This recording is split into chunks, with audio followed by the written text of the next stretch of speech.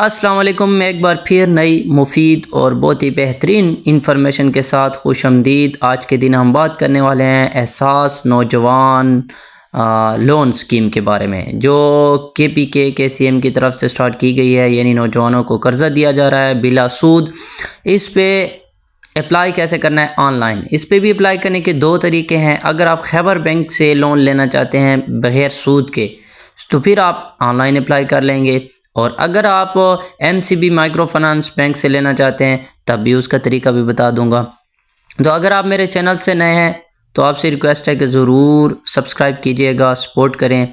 And मैं आपको बताऊं कि आपने सबसे पहले गूगल पे क्या सर्च करना है। सर्च करना है kpyouthAffairs.gov.pk।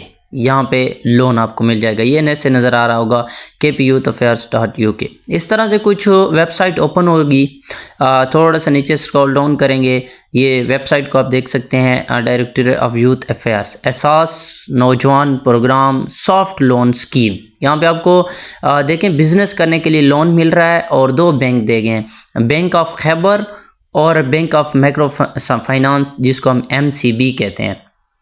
तो बैंक ऑफ खैबर पे आज की वीडियो में मैं आपको ऑनलाइन अप्लाई करने का तरीका बताने वाला हूँ। तो जैसे एहसास नौजवान प्रोग्राम पे क्लिक करते हैं, इस तरह से कुछ नीचे आ जाएंगे। एप्लीकेशन प्रोसेस के देखें नीचे बैंक ऑफ खैबर और दूसरा हमारे पास Akhuwat Islamic bank micro finance bank है। तो हम बैंक ऑफ खैबर पे आपने क्लिक करना है। जैसे ही आप बैंक ऑफ खैबर के पे क्लिक करेंगे, कुछ इस तरह से इंटरफेस ओपन होगा। ये आपको नज़र आ रहा होगा नीचे अप्लाई एहसास नौजवान प्रोग्राम। एहसास नौजवान प्रोग्राम पे क्लिक करते हैं तो कुछ सबसे पहले इस तरह से वेबसाइट ओपन होती है। यहाँ पे आपने अपने बिज़नेस का नाम लिखना है, ठीक है, कि आपका बिज़नेस किस चीज़ का है। यानी आप बिज़नेस स्टार्ट करने वाले हैं, बिज़नेस का लोन मिल रहा है, तो यहाँ पे आप लिखना है गारमेंट्स शॉप बनाने वाला हूँ, शू मेकर हूँ, कोई कंपनी बना रहे हैं, कोई पेट्रोल पंप बना रहे हैं, कोई शॉप, जो चीज़ भी बना रहे हैं लेट्स सपोज वो लिख देने। और यहाँ पे आपने अपना नेम लिख देना है कि आपका नेम क्या है, यानी जो बंदा लोन लेना चाह रहा है उसका नेम। आगे उसका शिनाख्ती कार्ड नंबर लिख देना है, नेशनल आइडेंटिटी कार्ड नंबर लिख देना है। उसके बाद नेक्स्ट आपके पास शिनाख्ती कार्ड नंबर पुट करने के बाद आगे आपको देता है नंबर ऑफ़ पार्टनर्स। यानी इस जो लोन आप ले रहे हैं या ये जो आप कारोबार करना चाह रहे हैं, इसमें आपके पार्टनर कितने हैं, 3, 4 या 5, ये जितने भी आप सेलेक्ट ज़रूर करेंगे। मैंने 3 सेलेक्ट कर लिया है। जैसे ही 3 सेलेक्ट करते हैं, यहाँ से वो आपको डेटा मांगता है उन पार्टनर्स का। ये पार्टनर नंबर 1 का है, आपके साथ इस बिज़नेस में हिस्सेदार कितने हैं। पार्टनर नंबर 1 का डेटा मांगेगा, पार्टनर नंबर 2 का डेटा मांगेगा, फिर 3 का, यानी 3 हो जाएंगे 3 का। उसके बाद अप्लाई करेंगे। तो यहाँ पे आपने उसका नेम लिखना है और यहाँ पे उस बंदे का फादर नेम जो आपके पास इस कारोबार में हिस्सेदार है। याद रखिएगा, ये आपने अपनी इन्फॉर्मेशन नहीं देनी, अपनी इन्फॉर्मेशन वो जो आपने ऊपर दे दी है, अपना नाम और शिनाख्ती कार्ड नंबर और नंबर ऑफ़ पार्टनर्स जो पहले दिए। यहाँ पे आपने उस बंदे का नाम देना है जो आपके साथ शराकतदार है, कारोबार में लोन लेना चाहता है। आगे उसका फादर नेम और फिर डेट ऑफ बर्थ लिख देनी है। डेट ऑफ बर्थ लिखने के बाद CNSE नंबर की जगह उस बंदे का शिनाख्ती कार्ड लिखना है, अपना नहीं लिखना है, ठीक है। ये वज़ीर आला की तरफ से लोन दिया जा रहा है, बैंक ऑफ खैबर देगा, लेकिन ये CMKPK हुकूमत की तरफ से अलाउड किया गया है और इसमें कोई सूद नहीं है। यहाँ पे आप फिर CNSE की एक्सपायरी डेट लिखेंगे उस बंदे की जो शराकतदार है आपके साथ। 3 होंगे, कम से कम 3 पार्टनर होना ज़रूरी है, 1 नहीं बल्कि 3 पार्टनर होना ज़रूरी है। यहाँ पे उसके शिनाख्ती कार्ड की एक्सपायरी डेट लिखेंगे और फिर आपने लिखना है उसका जो है जेंडर, मेल है या फीमेल है। उसके बाद आपने उसका मोबाइल नंबर लिख देना है उस बंदे का जो आपके साथ शराकतदार है, क्योंकि आप लोग इस बिज़नेस में 3 बंदे हैं। यहाँ पे आपने उसका फैमिली एड्रेस लिख देना है कि उसका फैमिली एड्रेस कहता हूँ, ईमेल एड्रेस लिख देना है उस बंदे का। अगर है तो लिखें, नहीं है तो कोई मसला नहीं है, ये प्राइमरी लिखने की ज़रूरत नहीं है। नेक्स्ट ईमेल एड्रेस लिखने के बाद वो कहता है क्या ये सिम प्राइमरी है, प्राइमरी सिम है उसकी है, जी बिल्कुल ही प्राइमरी है। उसके बाद आपका मैरिटल स्टेटस उस बंदे का क्या है, आपका नहीं, जो बंदा आपके साथ शराकतदार है जिसका आप डेटा पुट करें, सिंगल है, मैरिड है, डिवोर्स्ड है, जो भी है। नंबर ऑफ डिपेंडेंट का मतलब यह है कि उसके घर में उसके ऊपर कितने लोग हैं जिनको खिला पिला रहा है, जो उसके साथ रहते हैं या उसके साथ काम वगैरह करवाते हैं। ये नेक्स्ट आपको क्वालिफिकेशन उसकी बता देनी है कि वो बंदा मास्टर है, BA है, मिडल है, एसएस पास है, जितनी भी है। उसके बाद अगर उसमें कोई डिसेबिलिटी है तो यस करें, नहीं तो आपने नो कर देना है। यहाँ पे आपने प्रेजेंट एड्रेस लिखना है उस बंदे का जो साथ में आपके साथ बिजनेस में शरीक है। ये लिखने के बाद नेक्स्ट आपने उसका यहाँ पे डिस्ट्रिक्ट लिख देना है कि डिस्ट्रिक्ट कौन सा है, और यहाँ पे उसकी तहसील कौन सी लिख देनी है कि कहाँ रहता है। परमानेंट एड्रेस भी बता देना है। मैं ABCDXYZ लिखता हूँ क्योंकि हमारी जो यूट्यूब की पॉलिसी है फिर वो मसला बना देते हैं। फिर आगे उसका होम एड्रेस, तहसील वगैरह सारी चीज़ें लिखनी है। यहाँ पे उस बंदे की आपने फ़ोटो अपलोड कर देनी है, उस बंदे की ख़ुद की। आगे जो ऑप्शन नज़र आ रहा है उस ऑप्शन ने आपने उसके शिनाख्ती कार्ड की फ्रंट साइड अपलोड करनी है, ये फ्रंट साइड अपलोड करनी है। और नेक्स्ट उसके CNSE की बैक साइड अपलोड करनी है। पिक्चर्स ले लेनी है आपने उसकी, जितने भी 3 बंदे हैं, एंड देन सेव पार्टनर पे आपने क्या कर देना है, क्लिक कर देना है। जैसे ही सेव पार्टनर पे क्लिक करेंगे प्रोसेसिंग होगा। वो कहता है कि आपका पार्टनर नंबर 1 की जो डिटेल हैं वो सक्सेसफुली ऐड हो चुकी हैं। अब आपने क्या करना है, पार्टनर नंबर 2 देखें, add next partner, partner number 2 और पार्टनर नंबर 3 की जो डिटेल देनी है, मतलब कि आप मिल के 3 बंदे दुकान बना रहे हैं तो उन तीनों के नाम, एड्रेस और ये चीज़ें। फिर उसी तरह चीज़ें देनी है। दूसरे बंदे का नाम, पहले बंदे का नाम दे दिया है, दूसरे बंदे का नाम, उसके वालिद का नाम। फिर आपने उसकी तारीख़ पैदाइश बता देनी है कि तारीख़ पैदाइश क्या है उसकी, और ये याद रखिएगा 18 साल से कम नहीं होना चाहिए। देखें यहाँ पे मैंने 18 साल से कम पुट की तो डायरेक्टली वो कहता है कि नॉट बिलो द 18 ईयर, 18 साल से कम नहीं होना चाहिए। 18 साल से ज़्यादा ज़ाहिर सी बात है, जो बंदा आपके साथ कारोबार करना चाह रहा है, आपके साथ शरीक हो रहा है, उसका अगर ID कार्ड है तो ID कार्ड 18 साल से कम बंदे का तो बन नहीं सकता। तो आपने 18 साल से ज़्यादा बंदे लेने हैं, ठीक है। अच्छा, ये चीज़ें पुट करने के बाद अब देखें, अगर आप सोचते हैं कि मैं तो भाई अकेला पैसे लेना चाहता हूँ, साथ में कोई बंदे नहीं मिलाना चाहता, तो फिर कोई मसला नहीं। आप अपने घर वाले एक बंदे का शिनाख्ती कार्ड ले लें, भाई वगैरह का, या दोनों भाइयों का दे दें डेटा, तीनों के, या फिर 3-4 दोस्तों का डेटा दे दें कि आप लोग मुझे इतना, आपके जो करीबी दोस्त हैं उनको बता दें कि इस तरह का मैं लोन लेना चाह रहा हूं और वो पार्टनर मांग रहे हैं, तो आप एज अ पार्टनर मुझे अपना एड्रेस और उसका शिनाख्ती कार्ड नंबर और ये चीज़ें दे दें ताकि मैं उनसे लोन ले लूँ। तो ये भी आप कर सकते हैं, ज़रूरी नहीं है कि आपने पार्टनर ही रखने हैं। उसके बाद वो कहता है कि फिर उसके CNSE की इशू डेट लिखनी है, फिर आपने उसके CNSE की एक्सपायरी डेट, फिर उसका जेंडर बताना है। जेंडर बताने के बाद फिर आगे मैं मोबाइल नंबर लिख रहा हूँ, ये सारा चीज़ें आपने मोबाइल नंबर लिख देना है। मोबाइल नंबर के बाद फिर उसका ईमेल एड्रेस आएगा, ईमेल एड्रेस आपने लिख देना है कि आपका ईमेल एड्रेस कौन सा है, सॉरी आपका ना उसी बंदे का। मेरी चूँकि प्रोफाइल फेक है, मैं रियली इस लोन पे अप्लाई करने वाला हूँ। इस वीडियो के बाद मैं ख़ुद अपने लिए अप्लाई करने वाला हूँ और उसमें मैं ख़ुद एज आ लोन लूँगा, और जो मेरे पास 3 पार्टनर होंगे वो किसी 2-3 दोस्तों को साथ में मिला लिया, उनसे वो उनकी जो डेटा है, ID कार्ड वगैरह ले लिए, और देन मैं लोन पे अप्लाई कर दूंगा। देखते हैं क्या होता है। ये CMKPK की तरफ से दिया जा रहा है और विदाउट एनी इंटरेस्ट है, मतलब इसमें कोई सूद नहीं है, बिला सूद है, सूद से पाक है। तो आप ले सकते हैं हुकूमत की तरफ से 2 बैंक सिर्फ, एक ये खैबर है और नेक्स्ट आपके पास जो है वो MCBI इस्लामिक बैंक है, अखुवत इस्लामिक बैंक। यहाँ पे उसका एड्रेस, फिर पर्सनल एड्रेस, फिर उसी तरह जिस तरह पहले बंदे की आपने जो जो चीज़ें बताई थी, उसको डोमिसाइल डिस्ट्रिक्ट, उनका रहने की जगह, उसकी तहसील, उसका एड्रेस, तमाम चीज़ें आपने इस बंदे की भी देनी है। ये नहीं है कि हर एक की एक ही देते जाना है। आपने जिन बंदों से शिनाख्ती कार्ड लिया है, जिन बंदों को अपने साथ मिलाया हुआ है, सिर्फ उन बंदों की जो उसके ID कार्ड नंबर पर जो चीज़ें लिखी हुई हैं आपने वही देनी है। फिर उसकी आपने पिक्चर, CNSE की पिक्चर बैक, और फिर नेक्स्ट पार्टनर पे, सेव पार्टनर पे क्लिक कर देना है। नेटवर्क का थोड़ा सा प्रॉब्लम है जी, ऐड डिटेल एडेड सक्सेसफुली। अब पार्टनर 2 ऐड हो गया है, क्योंकि मैंने 3 पार्टनर सेलेक्ट किए थे कि एक मैं हूँ, 3 मेरे साथ और हैं जो हम लोन लेना चाहते हैं, और लोन लेके फिर हम क्या बनाएंगे, हम एक गारमेंट्स शॉप बनाएंगे, हम एक दुकान बनाएंगे। नेक्स्ट करूँगा, नेक्स्ट करने के बाद पार्टनर नंबर 3 मेरा आ गया। फिर उसका नेम, उसका फिर फादर का नेम, फिर यहाँ पे उसकी डेट ऑफ बर्थ बतानी है मैंने कि वो उसकी डेट ऑफ बर्थ क्या है, वो सिलेक्ट कर लेनी है आप लोगों ने।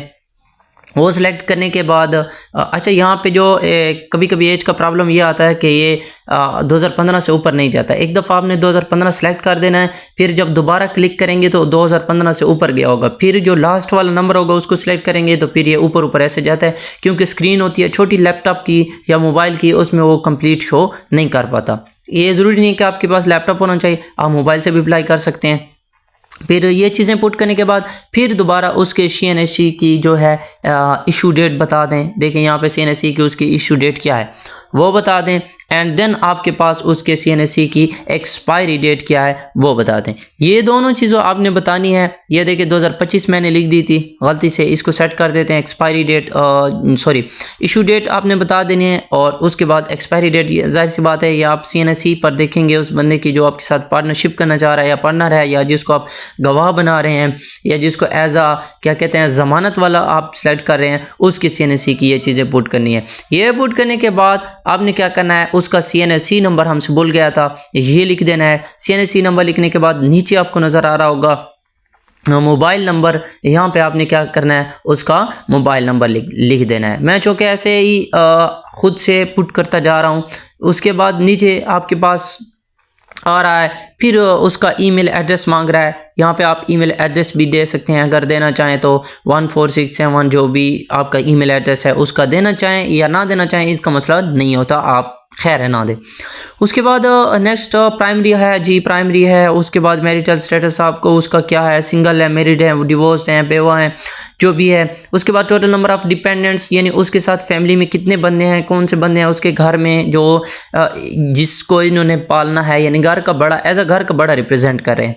उसकी क्वालिफिकेशन बता देनी है कि मास्टर है, तालीम कितनी है उसकी वो बता देनी है। तालीम के बाद आपने टेक्निकल एजुकेशन में कुछ भी लिख देना है, स्किल वगैरह कि आपके पास ये टेक्निकल एजुकेशन है वो लिखने के बाद डिसेबिलिटी है या नहीं है वो बता देना है, नो कर देना है। उसके बाद प्रेजेंट एड्रेस आपसे पूछेगा, फिर डिस्ट्रिक्ट पूछा है, डिस्ट्रिक्ट के बाद फिर तहसील पूछेगा, तहसील के बाद फिर परमानेंट एड्रेस, परमानेंट एड्रेस के बाद फिर वो आपसे पूछ रहा है कि परमानेंट एड्रेस की तहसील कौन सी है, फिर परमानेंट एड्रेस का डिस्ट्रिक्ट कौन सा है, सॉरी, फिर उसके बाद परमानेंट एड्रेस की तहसील कौन सी है ये पुट कर देनी है।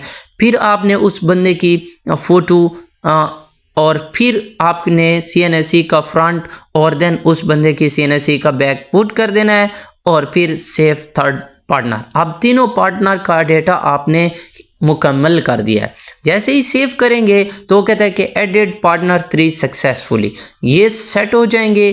फिर आपने क्या करना है, डायरेक्टली नेक्स्ट पे क्लिक करना है। जैसे आप नेक्स्ट पे क्लिक करते हैं, अब आपके पास वो कहता है कि बिजनेस इंफॉर्मेशन के बारे में पूछता है कि जी आपका जो बिजनेस है वो न्यू है, पहले से एग्जिस्टिंग है, सॉरी ये मुझसे थोड़ा बैक हो गया था, इसको दोबारा बैक कर लेते हैं जी। वो कहता है कि न्यू है या एग्जिस्टिंग है या आपका बिजनेस स्टार्टअप है, आइडिया है। ये तमाम चीज़ें आप जब ऑप्शन देखेंगे तो आपको पता चल जाएगा कि आपने कौन सा सिलेक्ट करना है।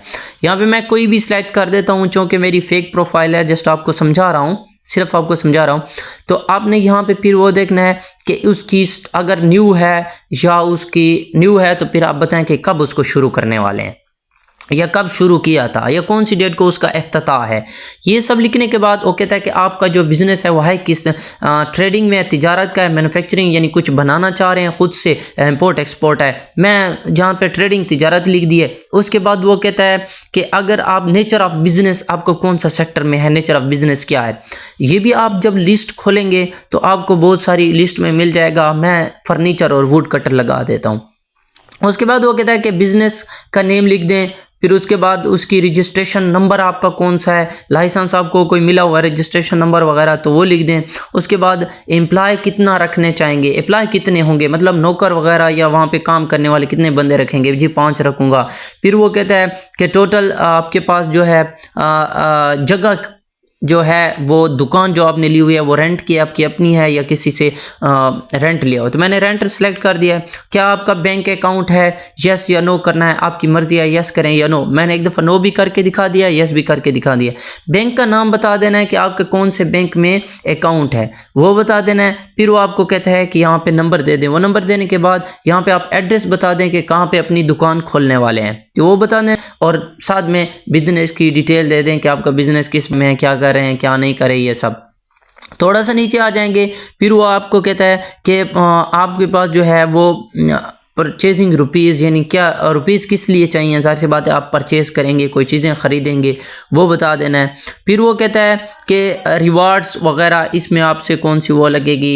फिर आप ये पढ़ेंगे कि सबमिट जो आपके पास है परसेंटेज, कितना परसेंट आपको तकरीबन आपको जो है वहाँ पे लगेगा, पैसे लगेंगे।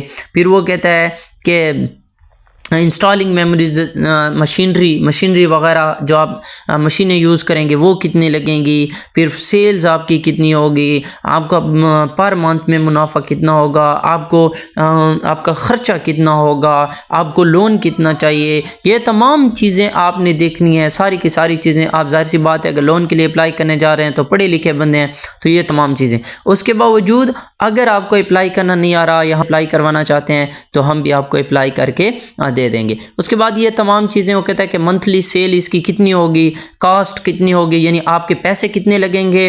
आपने फर्नीचर लिया है, अभी मेरी 8,000 की सेल होगी, 5 लाख की सेल होगी। फिर जी आपकी कास्ट कितनी लगी थी उस सेल में, जी मैंने 2,000 का सामान लिया, 8,000 का बिका, तो फिर आपको प्रॉफिट कितना हुआ है, जी मुनाफा कितना हुआ है, जी 2,000 का लिया था, 8,000 का बिका है, तो 6,000 तक का मुनाफा होगा। ये सब परसेंटेजेस बताने के बाद अब यहाँ पे वो आपसे पूछ रहा है कि इंटर द अमाउंट रिक्वेस्ट, आपको कितनी अमाउंट लोन में चाहिए, आपको कर्जा कितना चाहिए। यहाँ पे आपने पुट कर देना कि जी मुझे 5 लाख, 10 लाख, 20 लाख, 40 लाख, जितने भी मुझे चाहिए, आपको जितने भी चाहिए यहाँ पे आपने लिख देना है। ये लिखने के बाद वो कहता है टेन्योर्स इन ईयर, ठीक है, मैं तकरीबन 7 लाख लिख लेता हूँ टेन्योर इन ईयर के। वो कहता है कि इसमें कितना आप एक साल में कितना टर्नओवर कर पाएंगे, टेन्योर 3 साल है, 20 साल है, 40 साल है, जितने भी है। एंड देन वो कहता है कि ये भी आपने सिलेक्ट कर लेना है कि मंथ कितने होंगे। सेव एंड नेक्स्ट पे अगर रिव्यू करना चाहें तो मैं देखिए रिव्यू करके आपको सारी प्रोफाइल लिखा देता हूँ ऊपर, फिर पार्टनर 1, पार्टनर 2, फिर बिजनेस इन्फॉर्मेशन, सारी चीज़ें। सेव एंड सबमिट पे आप क्लिक करेंगे तो वो कहता है कि देखें आपकी जो Ehsaas Naujawan program application has been submitted successfully. अगर आपको समझ ना आए तो दोबारा आप पूछ भी सकते हैं। तो में याद रखिएगा, नेक्स्ट वीडियो के लिए मिलते हैं, तब तक के लिए अल्लाह हाफिज़।